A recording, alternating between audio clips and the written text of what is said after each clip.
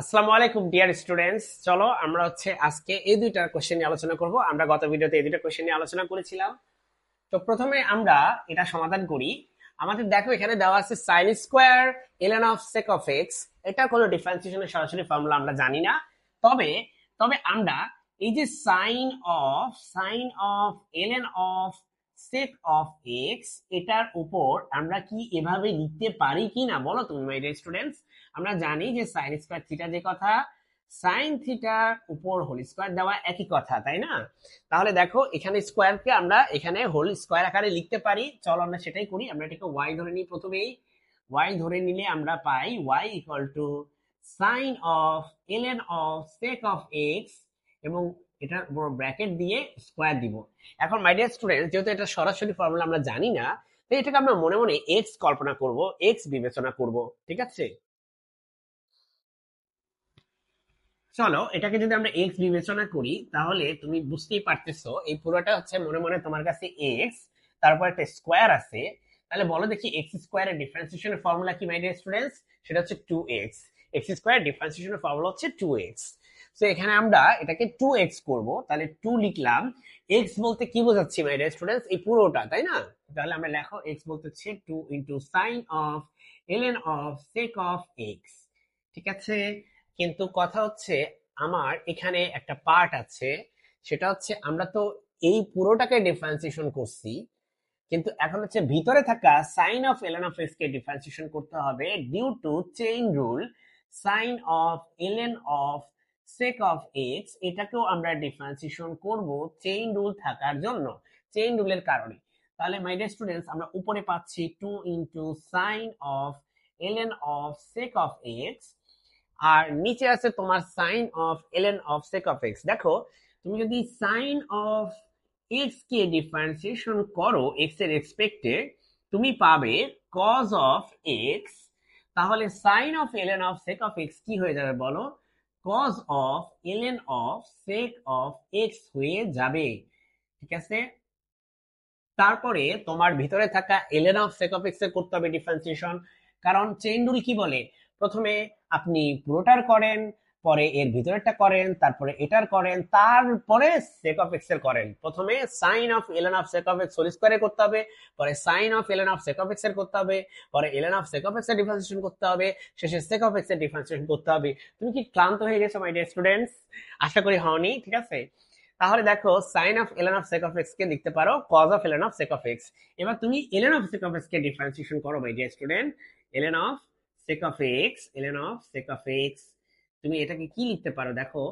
আচ্ছা, এখানে deer students, এখানে আমরা একটা ফর্মুলা ইউজ করি। দেখো 2 into sine a into cos a, এটা equal to sine of 2a। ঠিক আছে ডিয়ার স্টুডেন্টস, দেখো তো তুমি মনে মনে 2 ইনটু সাইন, এটাকে a ভাবতে পারো, এটাকে, আর এটাকে তুমি কি ভাবতে পারো? এটাও এ, তাই না? তাহলে তুমি লিখতে পারো সাইন অফ 2a। তাহলে দেখো সাইন অফ 2 ইনটু এ, কাকে তুমি মনে মনে এ ভেবে নিয়েছিলে মাই dear students? ln of sec of x কে তুমি মনে মনে এ ভেবে নিয়েছিলে। এটা আমি কেন ইউজ করলাম? আমি চাচ্ছি না এত বড় একটা জিনিস লিখতে। হ্যাঁ, আমি একটা ত্রিকোণমিতির ফর্মুলা ইউজ করছি, যেটা তুমি একদম সাইড নোটে দিয়ে দিবে। এখন ডিয়ার স্টুডেন্টস, এখানে তুমি পাচ্ছ ln of sec of x, এটার ফর্মুলা হচ্ছে 1 বাই sec অফ x। কেন? কারণ তুমি জানো যে আমরা এই ম্যাথটাতে একবার ইউজ করছিলাম আগের ভিডিওতে, যে যখন আমরা ln অফ x কে ডিফারেন্সিয়েশন করি তখন আমরা পাই 1 বাই x। তাহলে ln of sec of x হয়ে যাবে 1 বাই sec অফ x। এখন তুমি sec অফ x কে ডিফারেন্সিয়েশন করো dear student, sec of x কে ডিফারেন্সিয়েশন করলে তুমি কি পাবে? sec অফ x কে ডিফারেন্সিয়েশন করলে এটার যে ফর্মুলাটা আছে সরাসরি তুমি সেটাই বসিয়ে দিবে। এখানে একটা ফর্মুলা আছে যেটাকে তুমি সরাসরি বসিয়ে দিবে। দেখো 1 বাই sec আছে এখানে, আর sec অফ x এর ডিফারেন্সিয়েশনের ফর্মুলা হচ্ছে sec of x into tan of x। sec of x এর ডিফারেন্সিয়েশনের ফর্মুলা কি? sec of x into tan of x, যেখানে এই sec অফ x কাটা যাবে মাই ডিয়ার স্টুডেন্টস, আমাদের থাকবে tan অফ x।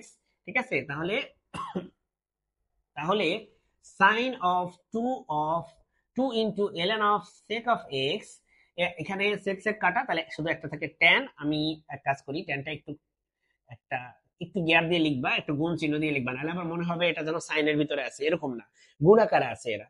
ঠিক আছে মাই ডিয়ার স্টুডেন্টস, এটা হচ্ছে আমাদের অ্যান্সার এই ম্যাথের।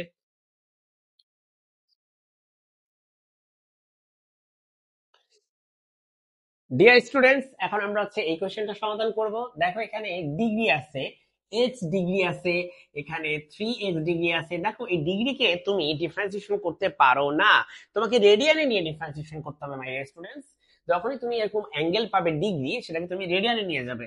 তোমরা জানো যে 360 ডিগ্রি মানে হচ্ছে 2 পাই রেডিয়ান। একটা বৃত্তের ক্ষেত্রে বৃত্তের যে মোট কোণ সেটা হচ্ছে 360 ডিগ্রি, তাই না? একটা বৃত্তের মোট কোণ কত? 360 ডিগ্রি, যেটাকে আমরা 2 পাই রেডিয়ানও বলে থাকি।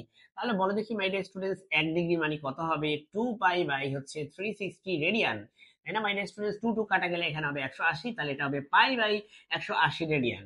তাহলে 1 ডিগ্রি মানে তুমি লিখতে পারো পাই বাই 180 রেডিয়ান। চলো মাই ডিয়ার স্টুডেন্টস, আমরা এখানে হচ্ছে এটাকে ওয়াই ধরে নিই। তাহলে তুমি এখানে লিখতে পারো 2 x আছে, আর x এর সাথে তুমি 1 ডিগ্রি গুণ করবা, সেটা হচ্ছে পাই বাই 180।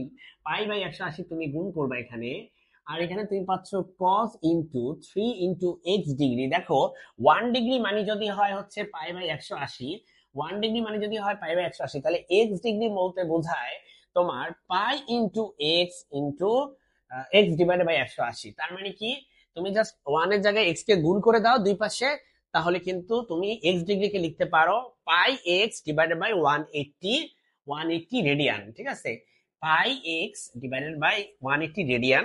এই রেডিয়ানের যে সি এর চিহ্ন সেটা দেওয়া দরকার হয় না, কারণ আমরা কোন সবসময় কি ডিফারেন্সিয়েশনের সময় ডিগ্রিতেই নিয়ে থাকি। তাহলে তুমি 3 × x এর জায়গায় লেখো pi x divided by 180, pi x divided by 180। এখন চলো আমরা একটু মুছে ফেলি, আমরা এখানে একটু সংক্ষিপ্তকরণ করব। কিভাবে করতে পারি দেখো তো। আমরা এখানে এই 2 দিয়ে 180 কে ডিভাইড করতে পারি, তাহলে এখানে চলে আসে এক্স পাই ডিভাইডেড বাই 90, আর এখানে আসে cos 3 দিয়ে 180 কে ডিভাইড করলে এখানে নিচে আসে 60, তাহলে পাই এক্স ডিভাইডেড বাই 60। এখন আমরা y কে পেয়ে গেলাম মাই ডিয়ার স্টুডেন্টস, কি এটা পেয়ে গেলাম। এখন এখান থেকে আমরা গুণের সূত্র অ্যাপ্লাই করব। দেখো গুণের সূত্র কিভাবে করে, ধরো দুইটা ফাংশন আছে তোমার কাছে, একটা হচ্ছে এ আর একটা হচ্ছে বি। এই দুইটা ফাংশনের একটাকে বাইরে রেখে আরেকটাকে তুমি এক্স এর রেসপেক্টে ডিফারেন্সিয়েশন করবে।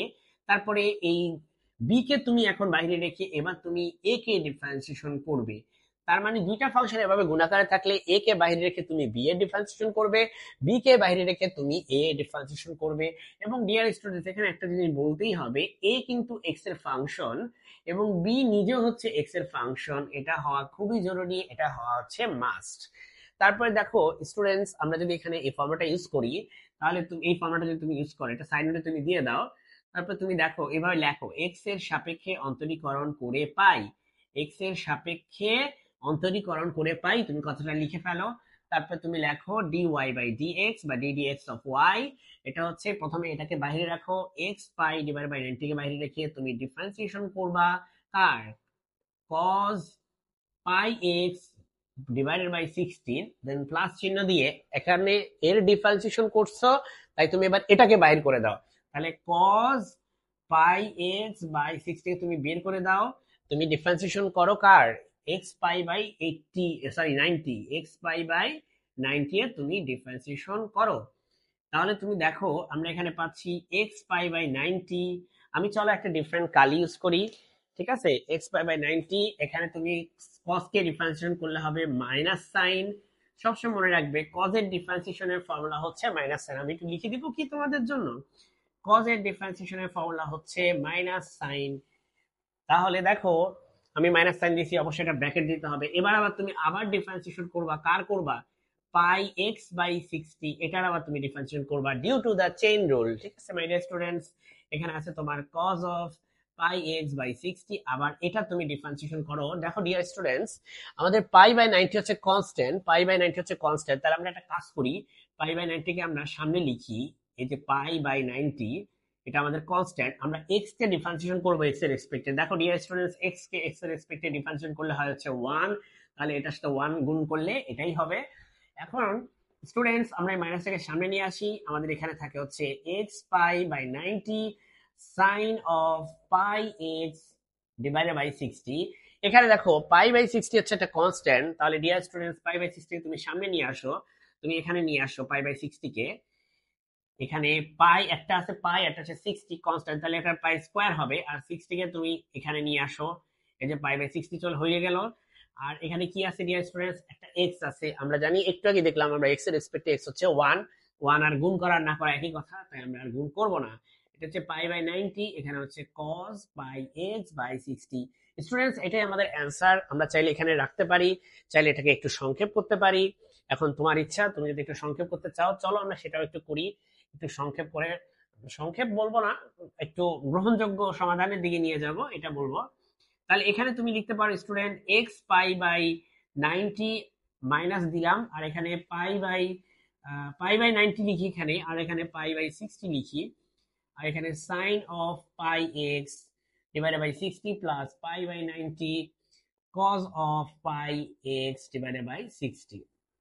তারপর দেখো স্টুডেন্টস, আমরা চাইলে এখানে এখানে সরি এখানে একটা পাই হবে, এখানে আমরা পাই বাই 90 কে আমরা কমন নিতে পারি। পাই বাই 90 কে যদি আমরা কমন নিই, এটা চলে গেল, থাকে হচ্ছে minus x pi by 60 sine of pi x divided by 60 plus, এখানে এটা চলে গেছে কমন নিচ্ছে এটা, তাহলে ফ্যাক্টর আউট করলে আমরা পাই শুধুমাত্র কি cos pi x by 60।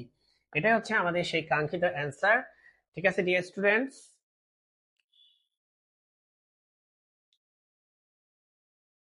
So আজকের ভিডিওটা এই পর্যন্তই মাই ডিয়ার স্টুডেন্ট। যদি আমার চ্যানেলের এই ভিডিওগুলো দেখে তোমার কাছে ভালো লাগে, তোমার উপকারে লাগে একটুও, তুমি আমার চ্যানেলটি সাবস্ক্রাইব করে রাখতে পারো, যাতে পরবর্তীতে তুমি এরকম ভিডিও আরো পেতে পারো।